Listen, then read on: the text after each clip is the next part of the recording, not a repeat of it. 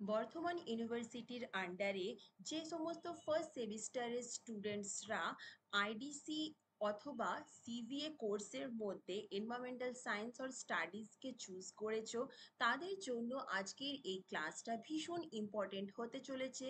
কারণ আগামী 3rd জুলাই থেকে বর্ধমান ইউনিভার্সিটির ফার্স্ট সেমিস্টারের এক্সাম স্টার্ট হচ্ছে। তো তার মধ্যে 9 জুলাইয়ের মধ্যে আইডিসি এবং সিভিএর এক্সামও হয়ে যাবে। তো প্রত্যেকটা স্টুডেন্টসের জন্য আমার রিকোয়েস্ট রইল বোথ ইংলিশ এবং বেঙ্গলি ভার্সন স্টুডেন্টসের কাছে, কারণ এই ক্লাসের মধ্যে আমি বেশ কিছু সাজেশনস দেব সিভিএ এবং আইডিসির, যেগুলো তোমাদের আগামী পরীক্ষাতে আসতে চলেছে এবং সাজেশনের মধ্যে তোমাদের ভীষণ কাজে লাগবে। তো চলো আর বেশি দেরি না করে দেখে নিই যে আজকের ক্লাসের সাজেশনের মধ্যে কোন প্রশ্নগুলো তোমাদের রয়েছে, যেগুলো আমি বলবো একটা কপির মধ্যে তোমরা নোট ডাউন করে নাও। আমি বোথ ইংলিশ এবং বেঙ্গলি ভার্সনসে কোশ্চেন্সগুলো দিয়েছি, যাতে বোথ মিডিয়ামের স্টুডেন্টস আমার এই ক্লাসগুলো ফলো করতে পারো এবং বেনিফিট পাও। আজকের ক্লাসের প্রথম কোশ্চেনটি হলো, who discovered the term ecosystem? Ecosystem শব্দটি কে প্রথম আবিষ্কার করেন? অপশনসের মধ্যে রয়েছে Odum, Elton, Arthur G Tansley, elements. সঠিক উত্তরটি হলো এ জি টান্সলে, আর্থার জি টান্সলে।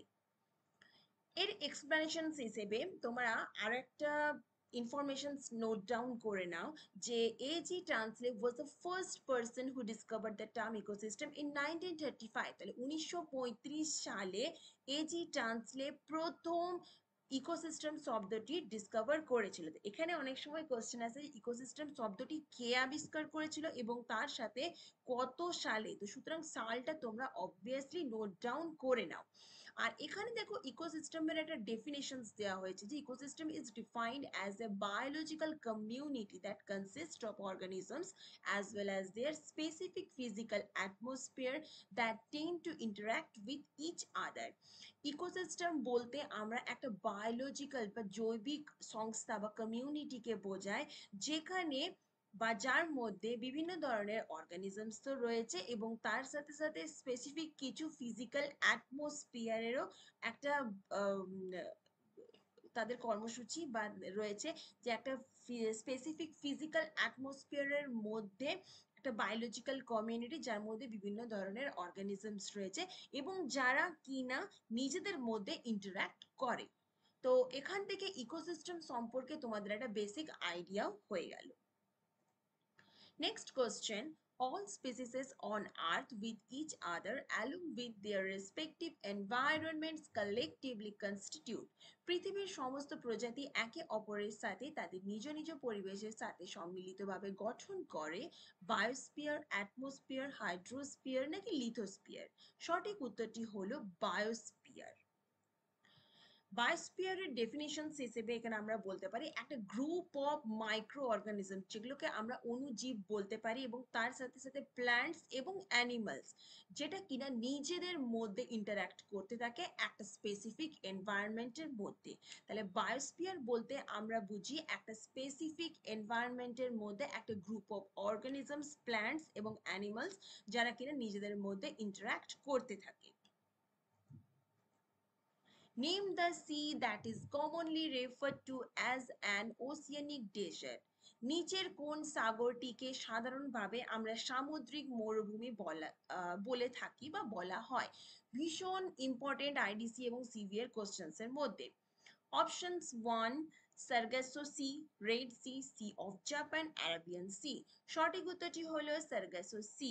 সার্গাসো সি কে সামুদ্রিক মরুভূমি বা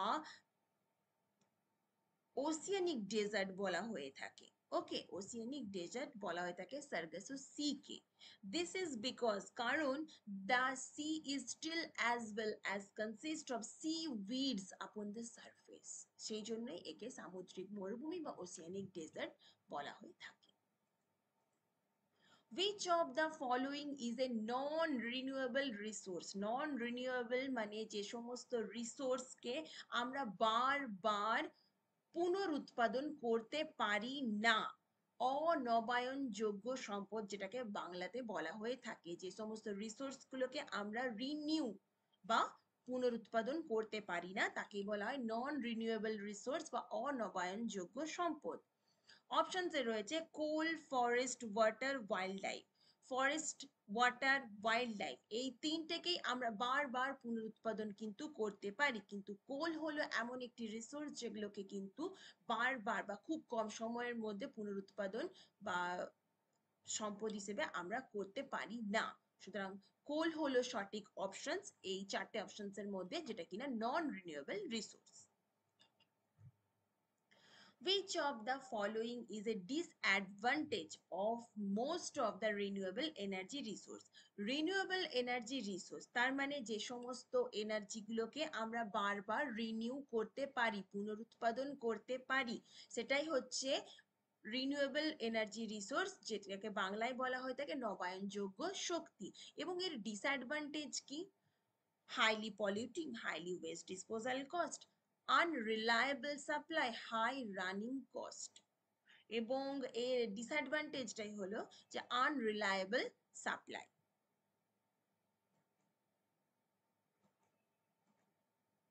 The outermost layer of the earth is, পৃথিবীর বাইরের স্তরটি হলো magma, mental, crust, solid iron core.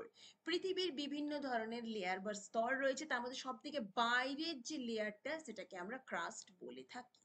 সঠিক উত্তরটি হলো crust is the outermost layer of the earth. Common energy source in Indian villages is, ভারতীয় গ্রামে সাধারণ শক্তির উৎস হলো electricity, coal, sun, wood and animal ডাং।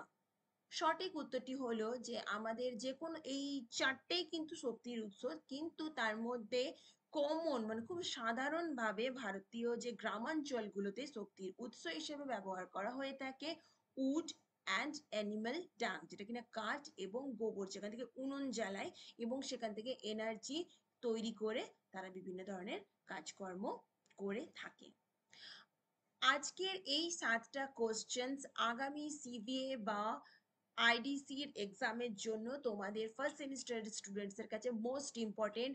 যে সমস্ত এক্সপ্লানেশনস গুলো দিলাম এবং তার সাথে সাথে কোশ্চেন্স গুলো বোথ মিডিয়ামের স্টুডেন্টসরা একটা প্লেন খাতা কাগজে তোমরা কিন্তু নোট ডাউন করে রেখে নাও, কারণ আগামী এক্সামে তোমাদের কিন্তু একটা সাজেশনস হিসেবে পাশে কাজে লাগবে। অবশ্যই বলবো তার সাথে সাথে হোল যে সিলেবাসে তোমাদের ক্লাসে পড়ানো হয়েছে, যে স্যার ম্যাডামরা পড়িয়েছেন তোমাদেরকে, সেই ক্লাসের কোশ্চেন্স গুলো বা থিওরিটিক্যাল যে বই রয়েছে সেটা কিন্তু অবশ্যই ফলো করবে ভালোভাবে এক্সাম দেওয়ার জন্য। আজকের এই ক্লাসটা আমি এই কোশ্চেনটা দিয়ে শেষ করলাম। আরো এক্সামের আগে কিন্তু বেশ কিছু ক্লাস আমি তোমাদের জন্য আনবো, যেখানে মোস্ট বা ভেরি ভেরি ইম্পর্টেন্ট সাজেশনস হিসেবে কোশ্চেন্স গুলো তোমাদের কাজে লাগবে। So all of the students, thank you so much and best of luck for your upcoming examinations. যদি তোমাদের কোন রকম কোনো কোয়ারি থাকে তাহলে অবশ্যই আমাকে academy.geet90@gmail.com অথবা নিচে কমেন্টে কমেন্ট করতে পারো। আবারও নিয়ে আসবো তোমাদের সামনে একটা খুব ইম্পর্টেন্ট ক্লাস নিয়ে।